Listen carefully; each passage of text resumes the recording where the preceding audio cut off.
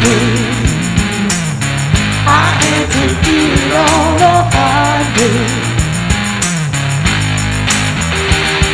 While other folks been working by the light of day. Buenas noches, señoras y señores, jóvenes de todas las edades. Bienvenidos a una nueva edición de Crisol de Cultura, el programa de la noche de los sábados en Televisión Ferrol.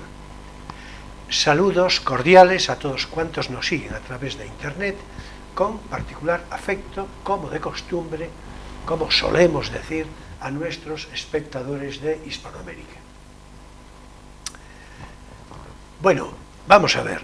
Fue todavía ayer, día 17, que en esta geografía de Galicia se conmemoró el llamado Día das Letras Galegas.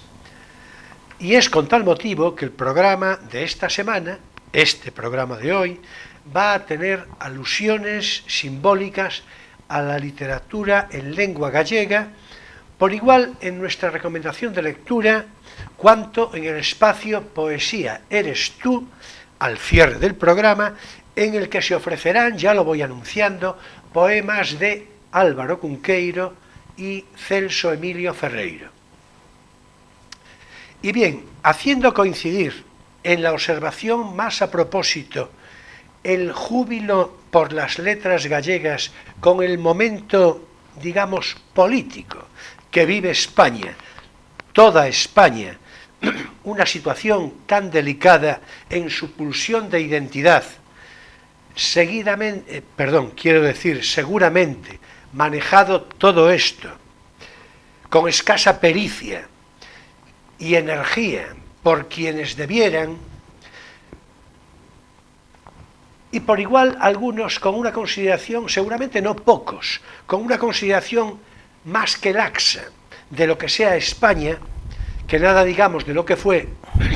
Bueno, pues que me parece a mí del todo pertinente y hasta saludable recordar las palabras de Eduardo Blanco Amor, una figura literaria gallega que no ha de tener, salvo para los aviesos, ni sombra de sospecha sobre su vindicación de Galicia, que nada se diga de su crédito literario, vinculado a la generación del 27 en España, relacionado muy en particular con García Lorca y así con otros poetas y escritores de la época. Pues bien, véase cómo Eduardo Blanco Amor se reconocía en su asimilación como gallego y español. Esto dijo: mi forma de ser español es ser gallego, ni antes ni después, sino al mismo tiempo.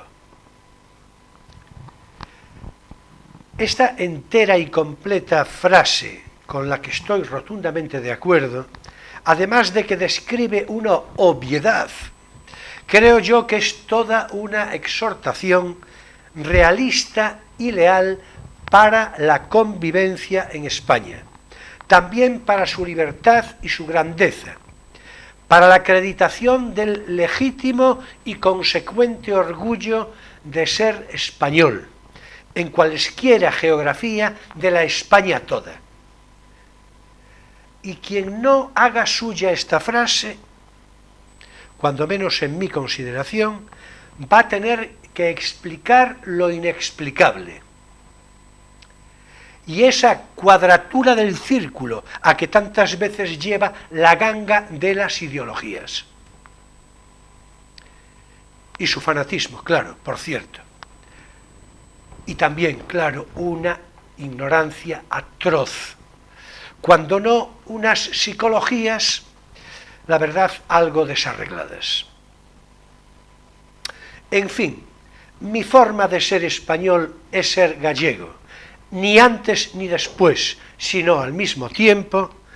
Hermosa frase de Eduardo Blanco Amor, en homenaje al Día das Letras Galegas, celebrado ayer, día 17 de marzo. Perdón, de mayo, quiero decir. Bueno, pues bien, ya entramos con lo nuestro, que la conversación de hoy ha de ocuparnos en evocar, en resumen, los programas de los últimos largos meses, nada menos que desde el pasado día 12 de enero, en cuya fecha dimos cuenta, Emilio y yo, del resumen, en fin, de lo más destacado de los programas anteriores. Por lo tanto, hoy vamos a comentar, entre Emilio Saldaña y yo mismo, pues todo lo que ocurrió a partir del 19 de enero, parándonos naturalmente con mayor apreciación en lo que consideremos de mayor interés, de mayor relevancia. Bueno, buenas noches, Emilio. Hola, buenas pues noches. Aquí estamos, en fin, ya le vamos a entrar a la cosa y voy a empezar por citar el propio 19 de enero, en el que, por otra parte, di cuenta del fallecimiento de José Luis Antón Miranda, el padre de Pepa Antón, nuestra compañera de plató en esa televisión de Ferrol. El invitado por entonces, ese 19 de enero, fue Juan Burgoa, lo vas a recordar bien, sí. Y hablamos del camino inglés, una cosa interesantísima, además muy pormenorizada. Sí, y con propuestas posibles a los oídos políticos que nos quieran atender. En efecto. Sobre qué cosas se podrían hacer, qué partido se le podría sacar para la ciudad.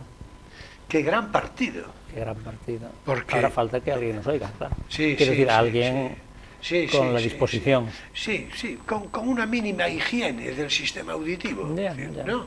Sí, claro. Pero había sido interesante. Sin duda. La discusión de edificios concretos, de trazados concretos del camino.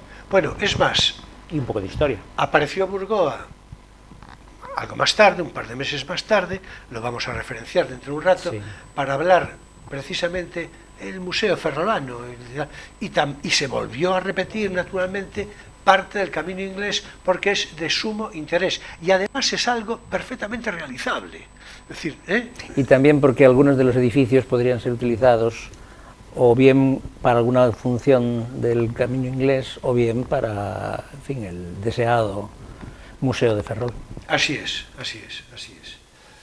Bueno, en la semana siguiente, el 26 de enero, pues, en fin, en esa relación de comentarios in memoriam que solemos hacer, pues dimos noticia del fallecimiento de un periodista sumamente interesante, una personalidad literario-periodística muy interesante, Juan Cueto, y desde luego hago ya un breve silencio, Arturo Lezcano, que por entonces había fallecido también. Arturo Lezcano, al que naturalmente conocí de manera personal en el antiguo Ferrol Diario de hace muchos años, cuando yo era muy jovencito. O sea, ¿qué voy a decir? Arturo Lezcano, que acabó siendo un periodista sumamente notable, ya lo era entonces, y un escritor de mérito, sobre todo en el ámbito gallego, de origen orensano, en fin, y me cumple recordar su memoria de nuevo con emoción y gratitud. Lo recuerdas perfectamente. Sí. Y en ese programa nuestro invitado fue Miguel García Corral, que vino a lo suyo, a hablar de la perspectiva de la economía en España, y ahí que le anduvimos con las diferencias de cifras, ¿no? Y también con las perspectivas que podrían abrir los contratos de las fragatas, que en aquel momento todavía eran, bueno, inminentes, pero no estaba firmada la cosa. En efecto. Yo creo que la presencia de Miguel García Corral siempre es agradecida, Sí. Es decir, y bueno, naturalmente sin perjuicio de nuestro economista primero, digo primero en sentido jerárquico, ¿no? Bueno, fue nuestro como primer mínimo invitado, cronológico, claro. En efecto, Venancio Salcines, con quien tengo por otra parte una amistad de antiguo, y que va a venir, por cierto, Sí. ya el De día hecho, 6 de junio. algunos de los temas los hablamos, del mismo tema lo hablamos con uno y con otro. Claro. Por ejemplo, el impacto de la subida del salario mínimo sobre la creación o destrucción de empleo. Sí, con alguna divergencia. Bueno, porque son que personas es como distintas tiene que que ser, tienen, que es claro. como tiene que ser, claro, justamente. Bueno, pues vamos a ver. El 2 de febrero, la semana a continuación, pues estuvo aquí por primera y de momento única, aunque probablemente vuelva pronto, Rafael Permuy, recordarás, Sí. que hablamos sobre el periodismo local. Bueno, precisamente evocamos en algún momento la figura periodística de Arturo Lezcano, que acababa de fallecer poco antes, y que él naturalmente había conocido en el antiguo Ferrol Diario como yo mismo, ¿no? Rafael Permuy es una persona muy curiosa, ¿no? Es decir, en un sentido así muy general, ¿no? Tiene un poco entrañable, un poco Sí, de muy audaz, simpático. un poco, es decir, sí, justamente. En fin, yo le tengo un principio de aprecio como mínimo suficiente y posiblemente vuelva pronto. De hecho, me llamó, es que estuvo de viaje, estuvo por Bruselas, Ah, sí. por Bruselas, también creo que en París, en fin, que cuando venga ya nos dirá, ¿no? Es decir, Además, es de estos invitados al programa que lo encontramos también fuera del programa. De hecho, en algunos actos, ahí, pues en el Así es, casino, así es, así es. presentaciones, las Así conferencias de María. así es. Bueno, tú no lo conocías, yo te lo presenté Sí, allí precisamente, en sí, ese yo lo acto que te conocí refieres. antes de venir al programa. Sí, justamente. Bueno, pues muy bien. Bueno, el 9 de febrero acudió precisamente el invitado que nos va a acompañarnos la próxima semana, Miguel Álvarez Soaje.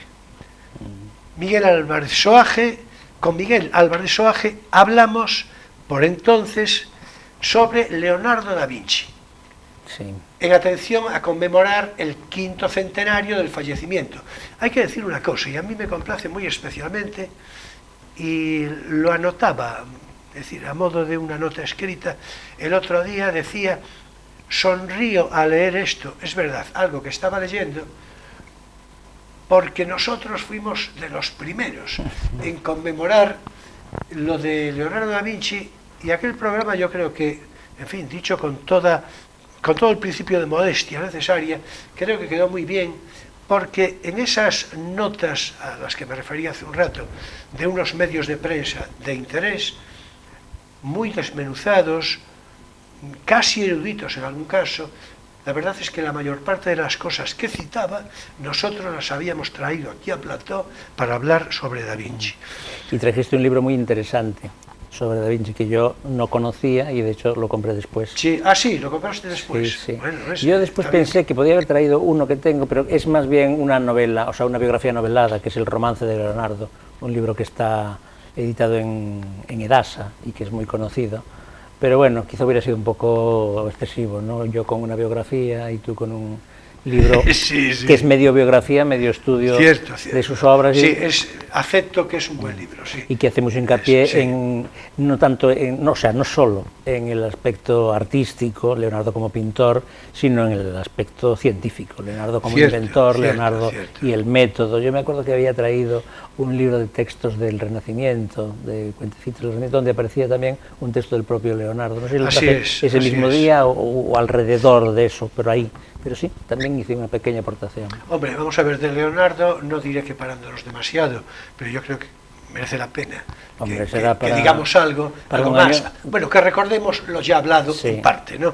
Porque el 5º centenario naturalmente sigue en marcha y por otra parte es una personalidad tan excepcionalmente relevante que yo creo que merece la pena, ¿no? Hablar de sus comienzos. Sí, y además tiene tantas perspectivas de aproximación, porque el que se interese en el arte, y el Renacimiento es inexcusable, va a encontrar ahí una cima absoluta. El que se interese en la historia de la ciencia, en la inventiva, en la ingeniería, el que busque una personalidad poliédrica, el que busque misterios y esoterismos, o sea, realmente es una persona que lo tiene todo. Sin duda. Bueno, y por tener todo tiene primero, eso ya lo habíamos citado, el estudio del dibujo que hizo inicialmente con Verrocchio durante 10 años, ¿no? Bueno, fue aprendiz en porque el taller de fue Verrocchio. Discípulo, aprendiz, en fin, ayudante, fue de todo, ¿no? Sí, era como hasta que llegó un momento en que dijo, bueno, yo ya estoy preparado, y he superado a mi maestro y tengo el mundo para mí por delante. En efecto, ¿no? Entonces, iba a decir, es tal cual dices. Cualquiera que se acerque a las artes o a la ciencia, naturalmente encuentra en Da Vinci, es decir, no sé... Sí, hasta escribir recetas de cocina. O sea, sí, es que sí, bueno, creo que no hay nada que no hiciera. Decoración de atrezos, de arte escenarios, áulico, sí. ¿no? Es decir, que además lo habíamos citado también, ¿no? Y, bueno, pero, claro... No diré que como recompensa, que la recompensa es en sí misma, en fin, todo cuanto decimos, pero es que encima es que pintó el cuadro más famoso del mundo, porque es evidente que la Gioconda, sí. Ya estábamos de acuerdo entonces, ya lo decíamos, yo creo que es sin discusión el cuadro más famoso del mundo, ¿no? Sí, yo tengo por caso un libro sobre la Gioconda y sus versiones a lo largo de los tiempos, copias, homenajes, parodias, pastiches. Es un libro donde, en fin, se da uno cuenta de la influencia en la cultura de masas, en la historia de la pintura, en la cantidad de aspectos diversos donde ha tenido influencia. Incluyendo la propia psicología. Sí, es decir, sí, ¿no? Freud, claro. Pero las vanguardias con Duchamp, claro, por supuesto. Versiones de Picasso, en fin, publicidad, de todo. O sea, un cuadro. Por supuesto. Bueno, pues vamos a recordar... Tiene su propia biografía. ¿Eh? La Gioconda tiene su propia biografía. Claro, sí, bueno, por supuesto. Es decir, vamos a repetir lo que ya dijimos, pero que esto posiblemente como referencia, como diría yo, de etimológica, incluso de cómo surge la obra, esto se habla menos, explicablemente, ¿no? En todo caso, pero es un encargo, en principio, sí, pero luego se lo queda. De Francesco, a eso quería referirme, de Francesco il Giocondo, el Jocundo, sí. En su traducción más o menos, y entonces, claro, hay que decir, ya lo habíamos comentado, lo repetiremos, también se llama Mona Lisa, el cuadro Gioconda, también conocida como Mona Lisa. La Mona Lisa es porque Lisa era el nombre de la mujer de Francesco, o sea, de la retratada, Lisa. Mona porque es el apócope de Madonna, o sea, la señora Lisa, en definitiva, ¿no? Claro, la señora Lisa, pues era la mujer del Giocondo, por lo tanto era Gioconda por extensión. Sí. Y eso de jocundo, decíamos entonces, en fin, ahora me parece repetirlo, que por una, digamos, extensión, por una derivación licenciosa de lo coloquial, pues jocunda, asimilada en Gioconda, pasa como a juguetona y, por conclusión interesada, cachonda. Es decir, en el sentido, ¿no? Con lo cual, ahí hay un trasfondo coloquial. Sí. Hay tantas, ¿no?, interpretaciones sobre la famosa sonrisa. Sobre la enigmática. La enigmática sonrisa. Sonrisa, ¿no? Bueno, en todo caso... Fue muy interesante aquel programa. Sí, sí, sin duda. De hecho, fíjate, el otro día veía yo en la tele, en una cadena rival, un programa sobre el Leonardo esotérico, donde salían ahí interpretaciones sobre la Santa Cena, sobre el presunto catarismo. De hecho, uno de los que entrevistaban en el programa afirmaba así radicalmente que era un cátaro, un criptocátaro, Leonardo, y entonces explicaba a partir de ahí pues la posición de los personajes de la Santa Cena, el gesto de el San Juan, el Bautista que aparece en los cuadros. Bueno, sacaba una serie de conclusiones un poco aventuradas, pero muy sugerentes, realmente. Bueno, el criptocátaro lo sería o no, ya se verá, pero en cualquier caso es un personaje propenso a ese tipo de... Sí. Es decir, vamos a ver, es que lo está pidiendo él mismo. No, y el último gran episodio de Leonardo como personaje del imaginario popular es Dan Brown, y el código da Vinci, que bueno, ha tenido... lo habíamos claro, citado. es que eso no se puede dejar de citar, porque eso... Yo me mostré muy crítico sí. con... Decir, bueno, pero yo no voy a eso, voy al hecho sociológico de lo que supuso. Claro, sin duda. Esa novela y la película y, en fin, todo lo que movió eso. Sin duda. Bueno, al margen de referencias criptocátaras o no, ya nosotros entonces hablamos de la última cena cumplidamente. Sí. Incluyendo el cuadro, toda la historia que tuvo detrás. La historia de rectificaciones, de utilizar... Sí, de la mala idea de inventar unas pinturas que no funcionaron bien y que se degradaron muy rápidamente. En efecto. Si hubiera pintado más tradicionalmente, si no hubiese sido tan revolucionario en sus inventos, en sus experimentos, digamos, de pigmentos, pues la tendríamos hoy tan perfecta como está el juicio final de Miguel Ángel. En todo caso, si la Gioconda, que por cierto, por cerrar el comentario sobre la propia Gioconda, la Gioconda en efecto, cuadro de encargo que después lo queda él, sí. Es decir, y con el que muere. Yo creo que ya está ahí muy buena parte del propio enigma, ¿no? Es decir, en fin, con un interrogante, pero digo, la última cena, si la Gioconda es el cuadro más famoso del mundo, la última cena es un cuadro de una belleza impresionante y al tiempo que mueve... De hecho, a mí me parece mucho más interesante la construcción del fresco, todos los juegos de perspectiva, la cantidad de gestos y las interpretaciones a las que se presta, la propia belleza formal del cuadro, me parece... Lo que pasa es que, claro, nosotros ahora tenemos una... En fin, lo vemos un poco degradado y un poco estropeado, pero en su momento era un objeto de peregrinaje en Italia, ¿eh? Sí, sin duda. Y yo creo que sigue teniendo, y lo va a tener siempre, creo yo, un magnetismo particular, ¿no? Es decir, de esas cosas que difícilmente se pueden proyectar si no por la inspiración, yo voy a decir divina, es decir, sí, verdad, porque es que hay cuadros formalmente impresionantes, pero que ese magnetismo... No, bueno, en el caso concreto de la última cena, lo de divina, es que además le viene al pelo, ¿no? Con lo cual... Suponiendo que ese no sea un manifiesto anticatólico, criptocátaro, como decían ahí. Bueno. El señor catalán de la tele. Pero, a ver, yo creo que esto, sin perjuicio de que, en fin, todas las alternativas de interpretación son posibles, no diré que no, pero, y además de eso se trata, ¿no? Pero, bueno, yo creo que es... el condicionamiento del ambiente. Hace un momento tú y yo teníamos, no porque la tuviésemos tú y yo, pero teníamos una conversación interesantísima antes de entrar en plató, precisamente con un trasfondo religioso, ¿verdad? Sí.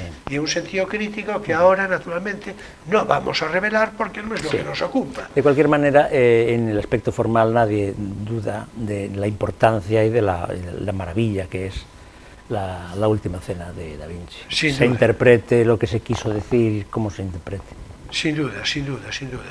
Bueno, por entonces, en una de las cosas que no reparamos demasiado, que tampoco es algo en lo que debamos en fin... De pararnos más. Claro, de pararnos más, fue en la homosexualidad de Leonardo. Leonardo, una sexualidad, digamos, posible.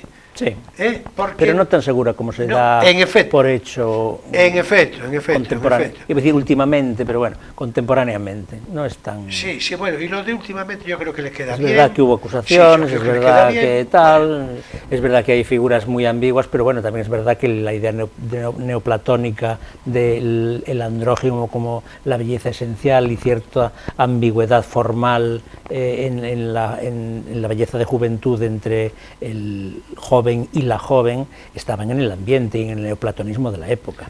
Y no se puede prescindir de las coordenadas neoplatónicas del Renacimiento italiano. Sin duda. Pero vamos, de manera, en fin, perfectamente exacta, ¿no? En fin, si Leonardo da Vinci era homosexual, pues estupendo. Y si no era homosexual, pues también estupendo. Yo simplemente quería mencionar parece que tú estás de acuerdo, en que no era seguro, y lo digo por aquello de que, en fin, de que, ¿verdad?, a veces se orquestan cosas, en fin, de una manera que, hombre, eso cuyo calificativo voy a evitar, otras ¿no?, vías, digamos, en paralelo de interpretación. Freud aprovechó mucho de esa ambigüedad, de lo edípico, del buitre, claro, de la Virgen de las Rocas, todas estas especulaciones, al fin y al cabo, freudianas, pues tienen relación con esto. Pero son especulaciones precisamente porque no son hechos probados. En efecto. Eso las hace más sugerentes, pero también más discutibles. Claro, de hecho es una de las circunstancias que a mí en particular, en fin, no es que me haya ocupado yo mucho en escribir sobre Da Vinci, pero en fin, alguna cosita suelta así, y en su momento respecto a esto hablé de que en su caso incluso podría considerarse, si se trataba de una homosexualidad, de ser así, activa o pasiva, que podría llevar, porque claro, es una connotación bien diferente, ¿no? Sí, yo no sé, para mí sería más interesante la dicotomía sublimada o no sublimada, por decirlo en términos freudianos. La energía creadora artística proviene básicamente de la represión y de la sublimación de pues, un deseo que no se quiere satisfacer tal y como pide el inconsciente. Acepto del todo el concepto freudiano de la sublimación, es decir, que me parece además a propósito. Hombre, porque el sublime estético, digamos, como la forma suprema de la sublimación, efecto, se le puede aplicar perfectamente a la pintura de Leonardo. En efecto. Bueno, pues entonces, tú ya sabes que de vez en cuando a los invitados, pues les hablo yo de, a ver, el tiempo, que se nos va el tiempo. A ti no tengo que decírtelo, supongo, porque lo sabes ya de suyo. El tiempo es un río que nos lleva, pero tú eres ese río. Es un tigre que nos devora, pero tú eres ese tigre. Es un fuego que nos consume, pero tú eres el fuego. Bueno, vamos a ver, tú ya te ganaste el sueldo hoy, pero largamente. Es de Borges, ¿eh? Largamente. Tiene largamente, copyright. Hombre, a ver, en fin, pero largamente. Bueno, vamos a entrarle a nuestro espacio divulgativo. No tienes por qué saberlo.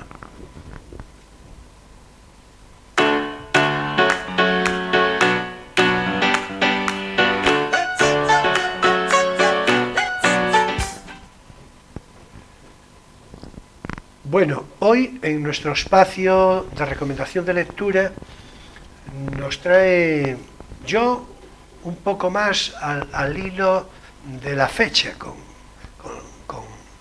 las letras galegas ahí al lado, como dije de principio, pues yo voy a entrarle a un libro de recomendación precisamente sobre poesía gallega. Yo, como el considerando intempestivo del programa, he traído un libro sobre el ocio. Venga, adelante con el considerando. Sí, este además es de tapa rígida, o sea que el ocio en la Grecia clásica. La gente se sorprenderá de que haya traído un libro de Santiago Segura, pero claro, es Santiago Segura Munguía, que no tiene nada que ver con el otro. Es un catedrático emérito, creo, de clásicas y un especialista que hace un libro divulgativo muy interesante, como dice él, no en profundidad sino panorámico, sobre el ocio en la Grecia clásica, que es el título exacto del libro. Como el otro día, hablando con Mariano, apuntamos un momentito allí el ocio como principio de cultura, el ocio como condición de posibilidad del desarrollo moral, de la realización personal para los griegos, ¿no?, de la plenitud como persona y por tanto de la felicidad, y sacamos a Aristóteles y Platón por un lado y a Epicuro por otro, pues me parecía interesante venir hoy con un poco más de bagaje y con un libro que abre la puerta a la información, por lo menos de primera mano, más amplia que hay publicada en español. Bueno, y que ya el título es atractivo en sí mismo. Sí, bueno, el libro es atractivísimo. Es incitador. Sí, el libro tiene una edición espléndida y con un papel así cuché lleno de fotos en color, con tapadura. Todo esto redunda en el precio, pero bueno, ¿para qué somos funcionarios? Exactamente. Para el caprichito. Bueno, pues el capricho entonces es un libro, ya digo, panorámico sobre el tema del ocio en Grecia, con cierto interés en proyectarlo sobre nuestro concepto actual del ocio y en conectar, digamos, las ideas griegas con el presente de una cultura hedonista tan preocupada por el tiempo libre y por la diversión como la nuestra. Entonces, tiene también otra cosa muy atractiva, que es la importancia que le da a la concepción, digamos, filosófica del ocio como esa condición antropológica del hombre cumplido, que enfoca básicamente desde Aristóteles y desde Platón, pero como decía el otro día también desde Epicuro. Desde Epicuro de una forma más individualista y más, diríamos, no asocial, pero bueno, no tan vinculada a la actividad pública, y desde Platón y Aristóteles más unida al ejercicio de la ciudadanía, diríamos. El ocio entonces del hombre superior pues se opone naturalmente al trabajo y a la dependencia del trabajo, especialmente el trabajo manual. El libro está estructurado, aparte de esta introducción primera, en 3 secciones, digamos. Una, el ocio lúdico, es decir, juegos, deportes, y ahí aparecen pues los Juegos Olímpicos, los Juegos de los Niños, el deporte como, en fin, acontecimiento de raíz religiosa, por lo menos de raíz sagrada, ¿no? La competencia, porque lo que caracteriza el ocio griego, dice el autor, es que es agónico, es decir, es un espacio para la competencia, que significa la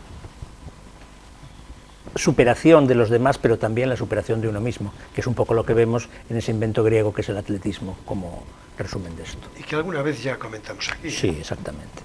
La segunda sección sería el ocio festivo, que es el ocio religioso, es decir, las fiestas religiosas, las panateneas, las dionisíacas, los misterios del Eleusis, incluidos también en este ocio y del tiempo, que dedican los griegos a festejar las distintas divinidades. Muy interesante, a mí de lo que más me ha gustado del libro.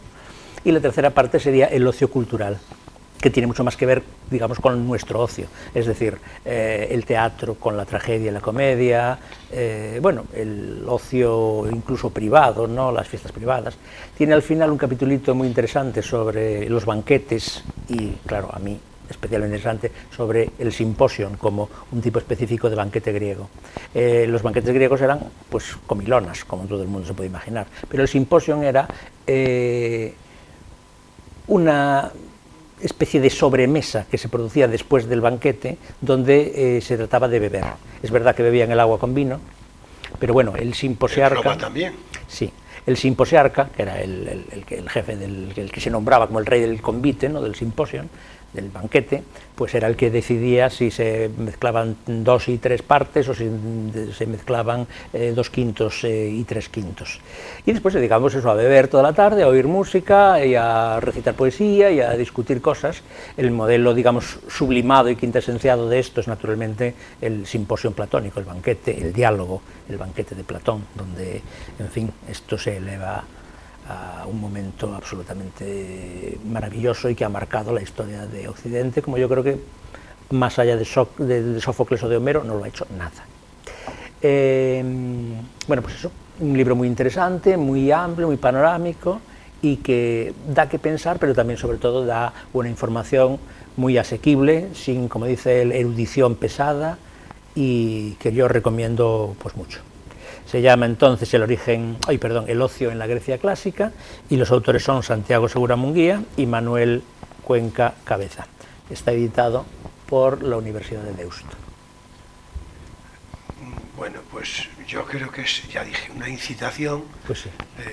A leer sin duda. Por cierto, una curiosidad, si te gustan las curiosidades, claro, es que el simposiarca mandaba también en los banquetes estos, en el simposio, ¿no? Que era en realidad para beber, pues marcaba el ritmo al que se bebía. Se bebían los vasos de vino de un tirón, sin respirar, apneistis, es decir, como diríamos aquí, de penalti, y ellos inventaron esa manera de beber, el vaso sin respirar de un tirón. Te ponían los vasos en serie. Es verdad que estaba mal visto el alcoholismo, pero es verdad que en los banquetes estos de beber, en los simposios, pues acababan todos un poquito perjudicados. Bueno, ya está, porque yo iba a citar precisamente eso. Según te escuchaba, iba diciendo, bueno, es evidente que el simposiarca lo que iba era dosificando... Sí, marcaba un poco el ritmo. Exactamente, la intoxicación etílica sí. del personal, ¿no? Sí, no hay más que acordarse de cómo acaba el simposio, el banquete de Platón, ¿no? Que aparece Alcibíades borracho y coronado de hiedras y violeta allí. Sí, por cierto, se puso, ya lo habréis observado, intenso y categórico Emilio en la defensa, bueno, en la afirmación, no necesito defensa, de Platón, a la que me sumo por otra parte. Por favor. Pero si yo recomendara algo en toda la historia de la filosofía, sería el banquete. Digo, te pusiste intenso, no te diste cuenta porque te diste hasta un golpecito en la mesa. Sí. Es decir, pero aún así no se conmovió este monumento de divulgación bueno, elevada. Pues venga, vamos entonces con mi recomendación. Yo voy a ser naturalmente más breve porque el libro no necesita en realidad de demasiada explicación por lo que vamos a ver. Venga, vamos a ver el libro que tengo aquí a la vista y que hoy me ocupo especialmente a recomendar. Dije que tiene inspiración en el Día das Letras Galegas de ayer, día 17, y en efecto así es. Ya voy diciendo, lo repetiré seguramente al final, es un libro recomendabilísimo. Recomendabilísimo para quien guste de la poesía, desde luego,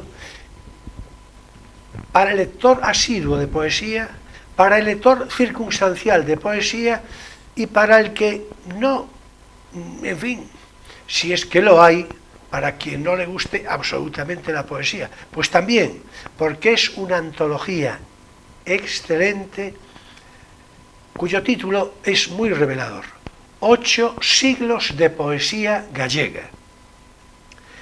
Esta que muestro es una edición de Alianza Editorial del año 1972. Es una antología bilingüe, naturalmente, gallego-español.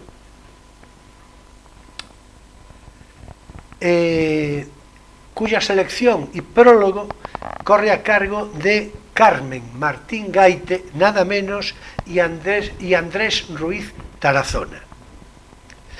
Bueno, yo me voy a permitir leer un texto que aparece en la contratapa del libro y que me parece del todo revelador, a modo de resumen suficiente de esta obra magnífica. Dice así: si bien no existe solución de continuidad a lo largo de los 8 siglos de poesía gallega, de los que queda testimonio escrito durante las 4 centurias de prostración, los siglos XV a XVIII, no faltaron escritores, sin embargo, que la cultivaran, ni la tradición oral cesó de mantener y recrear de manera anónima el cancionero popular.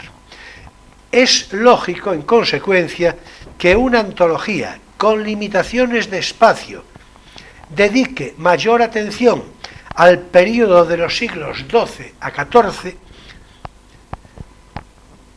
en el que el gallego era lengua obligada para la expresión lírica, culta de toda Castilla, y también por igual a la etapa que naturalmente se inicia ya a mediados del siglo XIX con el llamado Rexurdimento, y que llega hasta nuestros días. En fin, Carmen Martín Gaite, como dije, seleccionó en su momento y tradujo las piezas más valiosas de los cancioneros galaico-portugueses, las cantigas de amor con sus reminiscencias provenzales, las cantigas de amigo, admirables en su perfección y originalidad, y las cantigas de escarnio y maldicer, instrumento plebeyo,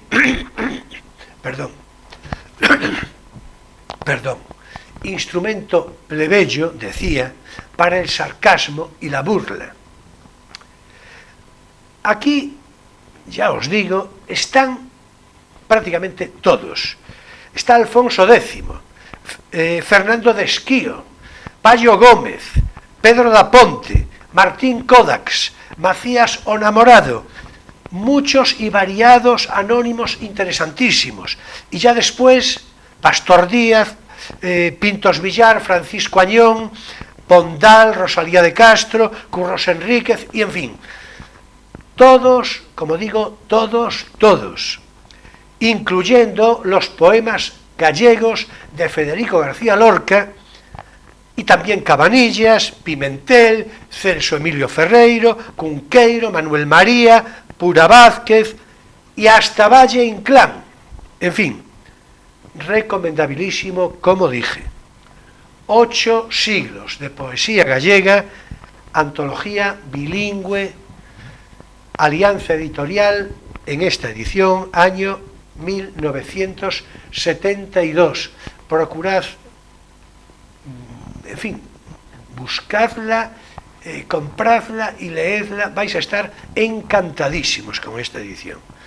Y en fin, hasta aquí nuestro espacio divulgativo, no tienes por qué saberlo.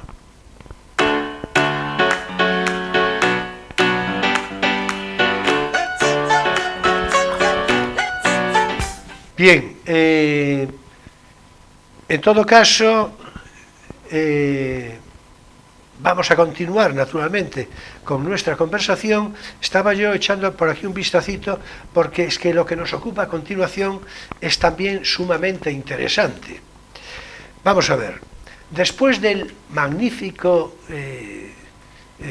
programa sobre Leonardo da Vinci, pues el 16 de febrero, a la semana siguiente, nos visitó José Polo y con él hablamos de Burt Lancaster.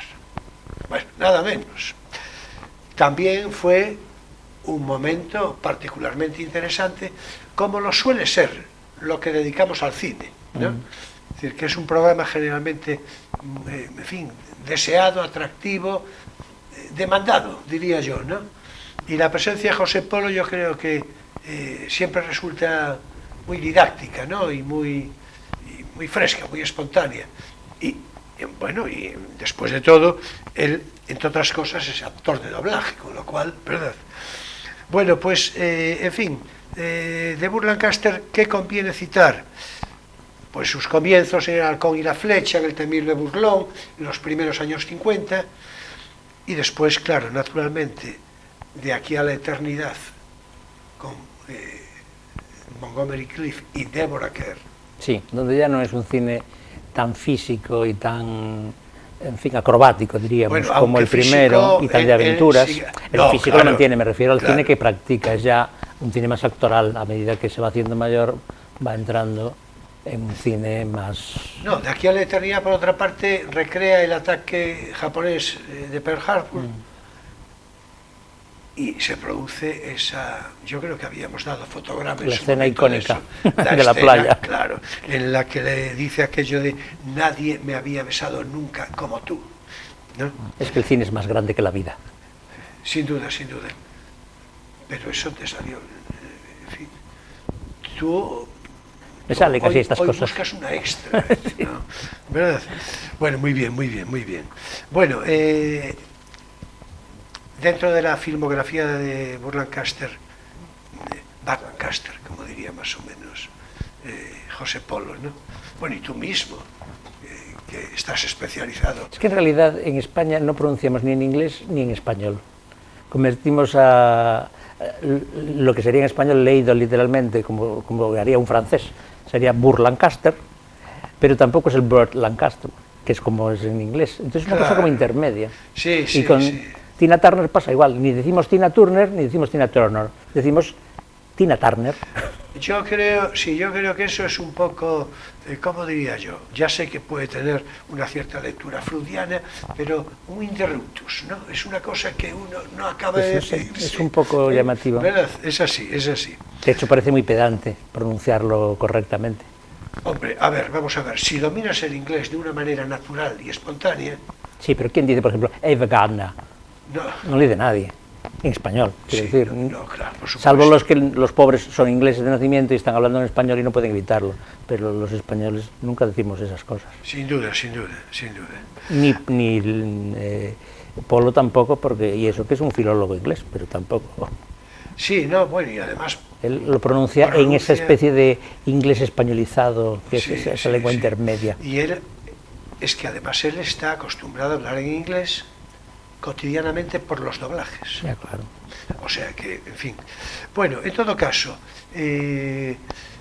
Burt Lancaster, voy a decirlo así a la pata la llana, sigue con su filmografía en los años 50, a principios de los 60, con Trapecio, con El hombre de Alcatraz, que ya empieza a ser una película notable, sí. Y desde luego A donde llega, que yo creo que es lo que podemos cerrar, con Visconti en El gato pardo, protagonizando a Don Fabricio. Yo creo que ese, en fin, yo creo que ese es el Burt Lancaster ya sí. Definitivamente hecho actor, ¿no? Sí. Hace más películas también con él, pero ya en esa línea de, en fin, de actor profundo, digamos. Así es, así es, así es. Bueno, el 23 de febrero, naturalmente la semana siguiente, nos visitó, ahora sí, Venancio Salcines. Nuestro economista primero, decía, ¿no? Para hablar, claro, de la economía, como tú decías, en España, de los presupuestos generales del Estado y, atención, de la situación social y política en Venezuela por entonces, que yo creo que fue interesante, sí. Porque él conoce la zona a fondo, viaja allí con mucha frecuencia, como ya cité. Sí, porque va mucho a Colombia, y Colombia y Venezuela están pegados. Sí, en efecto, en efecto. Y tiene muy de primera mano información sobre eso, ¿no? Venancio Salcines, que no sé si lo voy a repetir, pero antes ya lo dije, va a estar con nosotros pronto. El próximo día, creo que hablo de memoria, me parece que coinciden 8, el próximo 8 de junio. Es decir,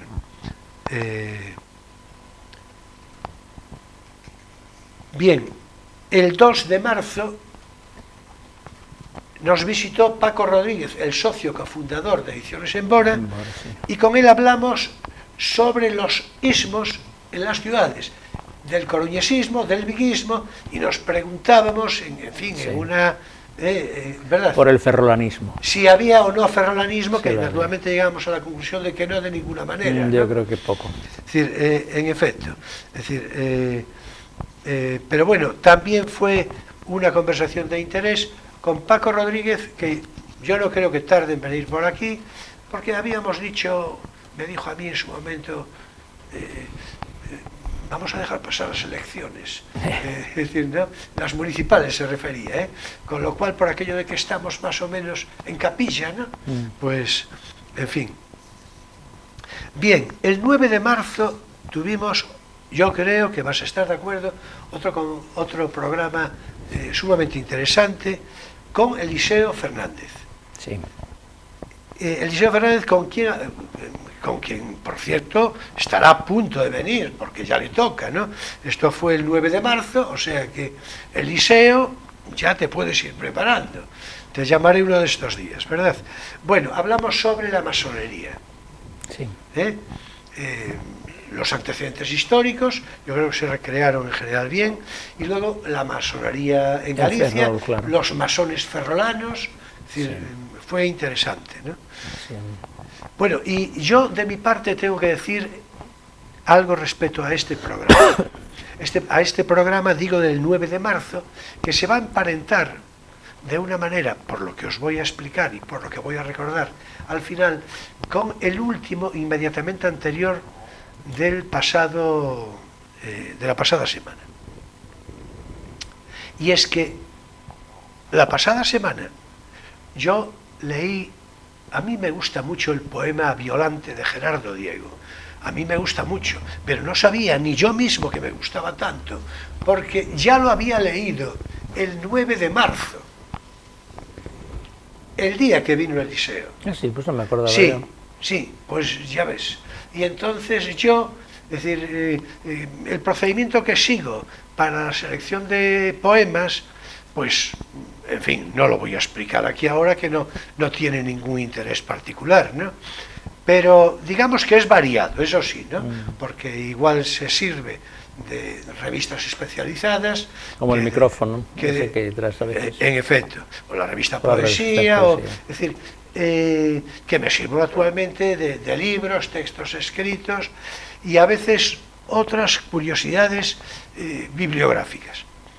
Bueno, pues por lo que sea, a mí se me hizo que no había leído el poema a Violante, pero tengo que decir, ahora sí ya lo puedo confesar, que cuando la semana pasada lo estaba recitando, a medio recitarlo... Te vino el déjà vu.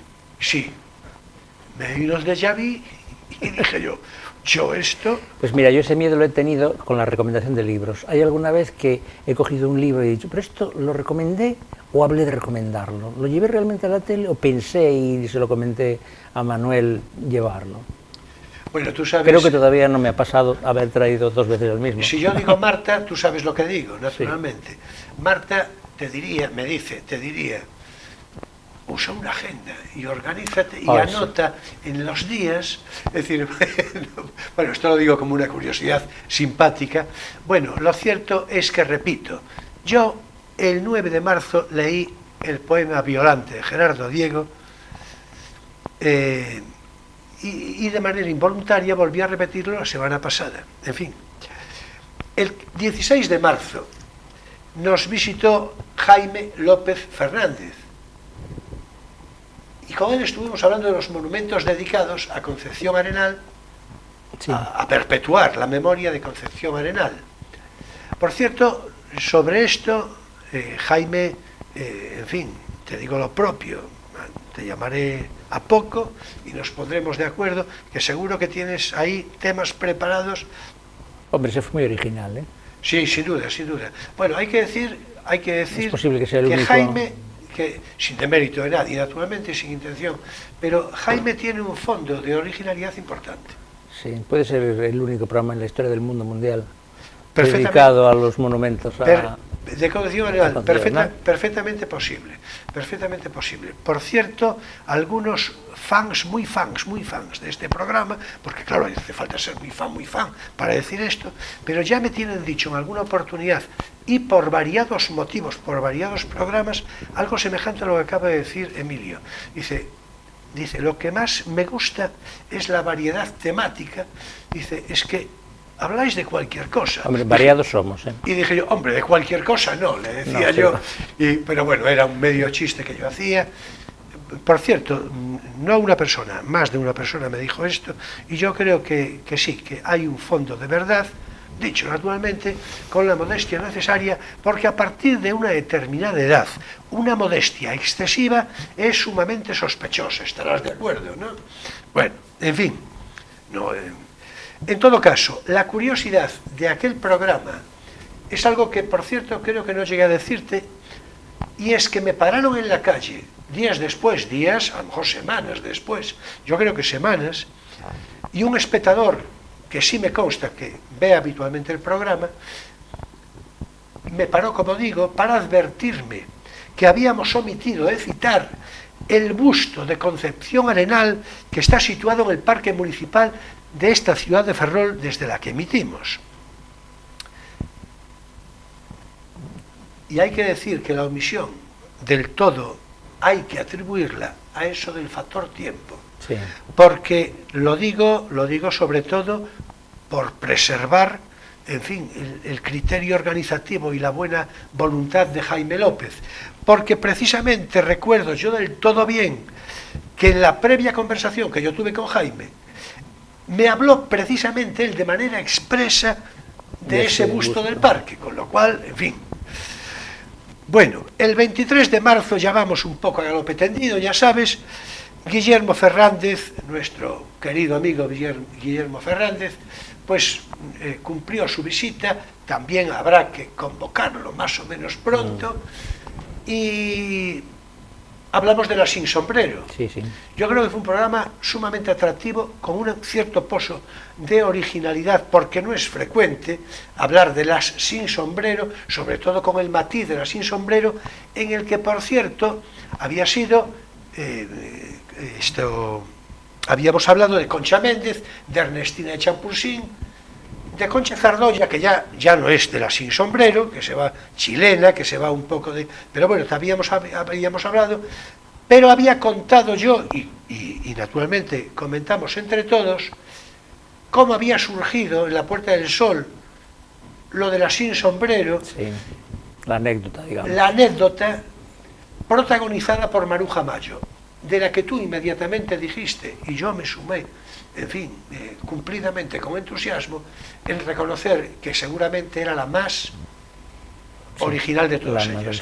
La más, Yo creo que de lo más original que ha dado el género en España. El género femenino. Sí, sin duda. Por cierto, el género femenino está muy bien. El género femenino, claro. Es decir, sin duda, Maruja Mayo, estamos de acuerdo, ¿no? Sí. Entonces, parece incluso que le conviene que haya sido Maruja Mayo, por decirlo así, a la escolástica, ¿no? Sí. Parece que le conviene el que haya sido Maruja Mayo la que protagonizó la anécdota, ¿no? Porque... Sí. Porque yo creo que además era, en fin, lo más surrealista que andaba por allí. Sin duda. Bueno, y naturalmente siempre muy complacidos con la presencia de Guillermo, sí. Que, en fin, que además de... Lo que pasa es que yo creo que se le quedó un programa un poco corto, porque él traía un montón de notas y se le hizo un poco escaso a lo mejor el tiempo, para todo lo que pensaba contarnos. Bueno, y todo lo que había preparado. A ver, si tiene interés, bueno, por una impresión que tuve podemos hacer un bis del programa, ningún inconveniente. Hombre, de esto se puede hablar mucho de mujeres por supuesto, y mujeres de la República, porque claro, hay muchas mujeres ahí. Yo no sé si cité, pero alguna vez ha salido el tema de María Zambrano, la miliciana. Sí. Antes de convertirse en la mística exiliada y de estas cosas, también tiene un aspecto de miliciana, republicana, que en aquel tiempo, cuando andaba, en fin, antes de la guerra con... Yo creo que es un poco las circunstancias del ambiente, claro, que a veces te pueden, porque yo, María Zambrano, no la veo después mucho. Hombre, por su evolución... Digo, en puridad intelectual, en puridad filosófica, ¿no? Sí, no parece una mujer así de pistola al cinto, ¿no? Como y por cierto, Rosario María Teresa Dinamitera. León tampoco. Ya, pero sin embargo las circunstancias... Sí, pero bueno, en fin, es un Pero bueno, es verdad que hay muchas mujeres que, en fin, estuvieron ahí muy activamente en ese momento republicano, en los variados momentos republicanos, porque tienen sus propios momentos. Bueno, ya no digamos lo de Concha Méndez y Ernestina Champusín, que eran directamente personas de la alta burguesía, digo, en su origen social. Sí. Pero bueno, luego se podía, también Visconti era comunista. Sí, bueno, pero es y que era de los Visconti. Sí, pero yo creo que eso, en fin, eso sería otro programa, por cierto, yo creo que particularmente interesante. Pero yo creo que esos son lujos que se pueden permitir los que nacen socialmente, con esa impronta, con unas referencias de educación, en fin, de un subrayado extraordinario, casos en el siglo XX, y sobre todo, con la vida económicamente resuelta. Yo comprendo que eso ayuda mucho. Eran de la alta burguesía, no, eran directamente de la aristocracia. Claro, mira, Lukács, por ejemplo, Lukács se convierte al estalinismo, lo cual, por cierto, fue una lástima, pero bueno, era de la aristocracia húngara. Sí, entonces hay convertidos, yo creo que de buena fe. Sí. Al estalinismo, que era lo que era el comunismo. Pero lo de la buena fe lo pones tú, porque ya te tengo dicho aquí públicamente, lo voy a repetir de nuevo, que tiene un sentido, Emilio de la Piedad, que yo quiero compartir, pero a veces no puedo del todo. A ver, no se puede generalizar de ninguna manera, pero yo creo que es una pose en muy buena parte de casos, una pose de mala conciencia. De mala conciencia. Sí, en el sentido de Sartre, quizás sí. Bueno, yo creo que el caso de Sartre yo creo que es paradigmático desde todos los puntos de vista. Bueno, es el que categoriza el concepto de mala conciencia. Claro, explicablemente. Bueno, pero eso sería, ya ves que sería otro debate sumamente interesante, pero sería otro debate. Bueno, vamos... Dije lo de galope tendido, sí. Si no lo dije lo digo ahora. Sí. Vamos a ver, el 30 de marzo nos visitó por primera vez José Mariano Durán, en fin, para el mundo, que nos acompañó todavía esta semana última. Este día 30 de marzo fue su primera intervención. Precisamente hablamos de la antigua Roma y después fuimos enlazando, bien. Porque, pero bueno, era muy importante que viniera a hablar de su libro, como siempre hemos dicho ya umbralianamente, que es Radiografía Bárbara, el segundo de sus libros en realidad. Sí, como ya lo dijiste tú, ya no lo digo yo, porque iba a decir eso. Claro. Él no venía a hablar de su libro en el sentido, digamos, descaradamente claro, pero naturalmente venía con su libro debajo del brazo, que, en fin, también yo mismo tenía especial interés en subrayarlo, ¿no? Y todo esto. Y la verdad es que tuvo una experiencia...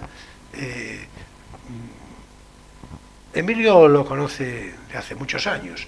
Yo, como ya dije públicamente aquí, acabo de conocerlo, pero mi reconocimiento en su experiencia, en su bautismo televisivo, lo hablamos no hace mucho. Sí. Yo creo que en general es muy aceptable. Yo estoy muy contento.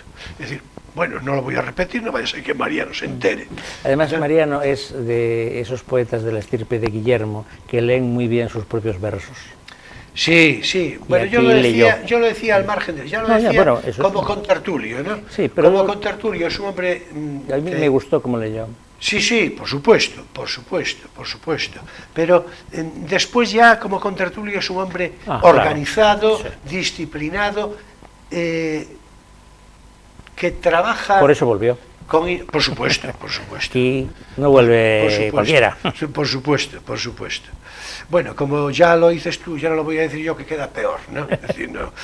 Bueno, el 6 de abril dimos noticia del fallecimiento, como no, claro, de Rafael Sánchez Ferlosio. Era obligado, naturalmente, una personalidad literaria que estuvo presente de una manera u otra durante casi todo el programa, ¿no? Y aquel día nos volvió a acompañar Miguel García Corral, porque, claro, ya habían pasado tiempos políticos, ¿no? Que permitían, y estaban ahí las elecciones a punto y todo esto, y vino él a hablar de la historia, que por cierto, de la economía, quiero decir, de las medidas de aquellos viernes que el gobierno iba tomando por decreto. Sí. Es decir, y creo que también vino y ratificó que acababa de firmarse lo de las fragatas, que efecto, en su intervención anterior era inminente, pero todavía no era un hecho. Sí, bueno, yo creo que eso incluso fue al revés. Yo creo que se lo comenté yo ya como hecho consumado, y él lo habló. Pero bueno, como, ahí sí claro, que se ratificó. En efecto. Bueno, el 13 de abril, pues hice yo una expresa salutación a la Semana Santa en la introducción, por razones bien obvias, porque ya estábamos en la antesala, 13 de abril, como digo. El invitado fue de nuevo Juan José Burgoa, y hablamos de algunas cosas, yo creo que se citaron algunas cosas muy interesantes. Por ejemplo, la fusión potencial de las escuelas media y superior de ingeniería, que está previsto en un solo centro.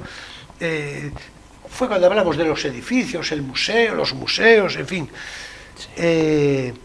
Y porque, como acabo de decir, en este día 13 de abril olía ya, se sentía hondamente ya la Semana Santa,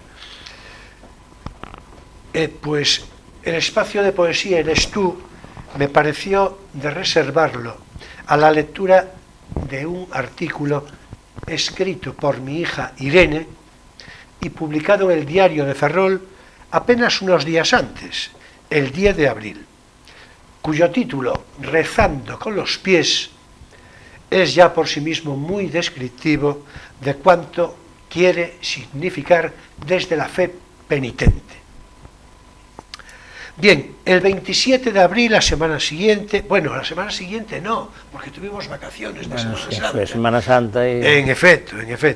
El 27 de abril, dimos noticia del fallecimiento e hicimos lo de la memoria de Manuel Alcántara, el magnífico periodista, escritor y muy delicado y hondo poeta. Nos visitó José Polo y, atención, dedicamos el programa a glosar la figura de Kirk Douglas. Yo creo que resultó un programa sumamente interesante desde el punto de vista de la recreación en la conversación, pero por razones que ahora mismo no voy a explicar, porque, en fin, tienen que ver en todo caso con mi directa responsabilidad, no se ofrecieron imágenes, en fin, plásticamente acreditativas del buen hacer de Kirk Douglas.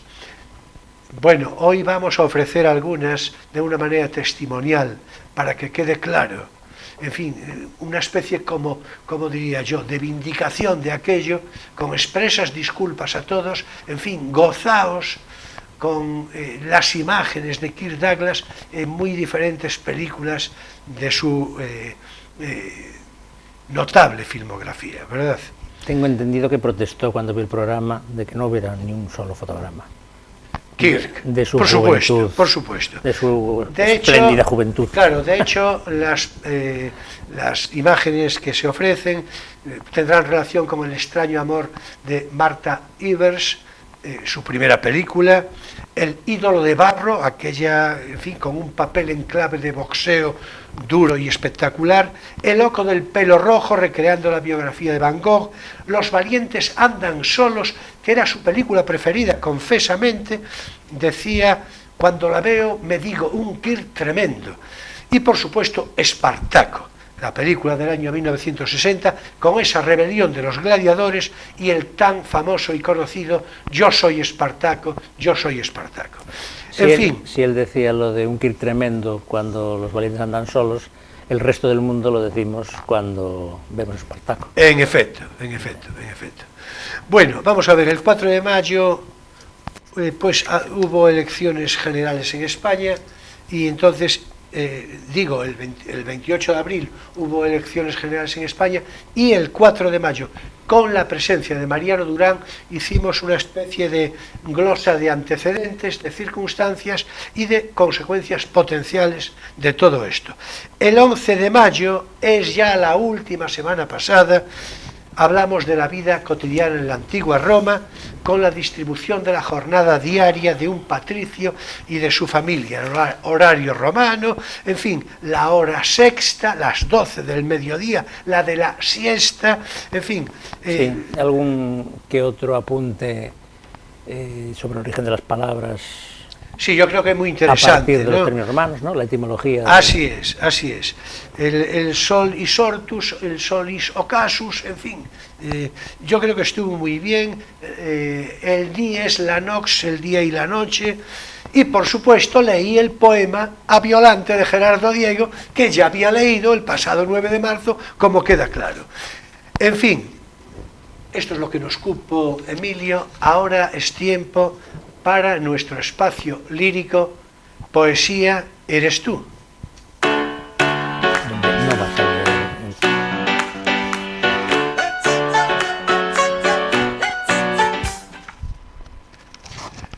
Bueno, y hoy, ya lo anuncié en la introducción, precisamente como celebración y júbilo del Día das Letras Galegas, y en su homenaje voy a leer dos poemas, uno de ellos de Álvaro Cunqueiro y otro de Celso Emilio Ferreiro. Dicen así. El de Álvaro Cunqueiro se titula No niño novo do vento y dice así: No niño novo do vento hai unha pomba dourada, meu amigo, quen poidera namorarla? Canta o luar e o mencer en frauta de verde olivo, quen poidera namorarla, meu amigo? Ten ares de frol recente, cousas de recén casada, meu amigo, quen poidera namorarla? Tamén ten soma de soma, andar primeiro de río, quen poidera namorarla, meu amigo?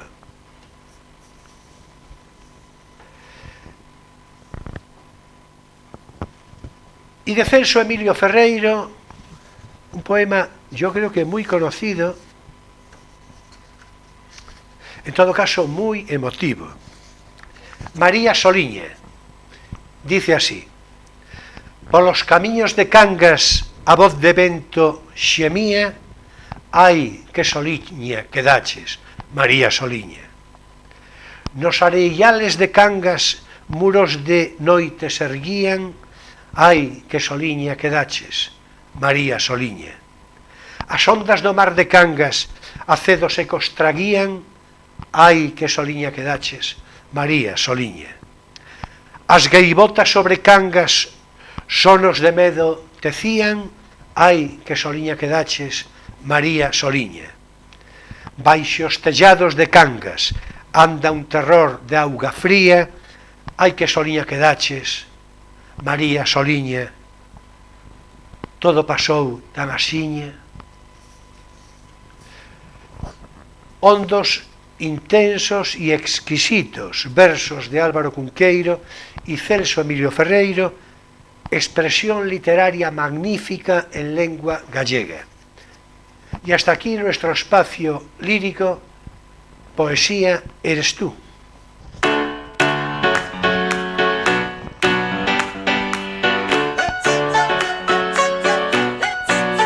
Bien, finaliza también aquí, claro, en este momento, Crisol de Cultura, en este sábado 18 de mayo de 2019, con la primavera caprichosa en su mejor sazón. En fin, muchas gracias, Emilio, hasta el próximo día. Nuestro próximo invitado, ya lo cité, será Miguel Álvarez Soaje. Y con él vamos a hablar de algo que en realidad tenemos comprometido hace tiempo, lo vas a recordar, los alquimistas de Felipe II. Habíamos hablado en su momento, hace ya meses, sobre alquimia en general. Le entramos a los alquimistas de Felipe II y como es un asunto de particular interés y relevancia, más específicamente vamos a centrar nuestro interés la próxima semana en esto, en hablar sobre los alquimistas de Felipe II. En fin, señoras y señores, jóvenes de todas las edades, mi gratitud entera y toda por vuestra presencia fidel de cada semana, por vuestra simpatía, por vuestra complicidad, por vuestra actitud crítica. En fin, la recomendación acostumbrada, si estáis viendo este programa en su emisión del sábado, sabed, recordad, que seguidamente, en apenas unos minutos, se emitirá una interesante película con previa presentación y animado coloquio a su final. En fin, nos volvemos a ver el próximo sábado en Crisol de Cultura a las 9:30 de la noche, con repetición el domingo entre 7:30 y 8 según obligados ajustes de programación, y después ya en internet para todo el ancho mundo. En fin, será un placer retomar la próxima semana nuestra conversación con todos vosotros, con todos ustedes. Y bien, ya sabéis que paso lista. Muchas gracias, buenas noches y feliz semana.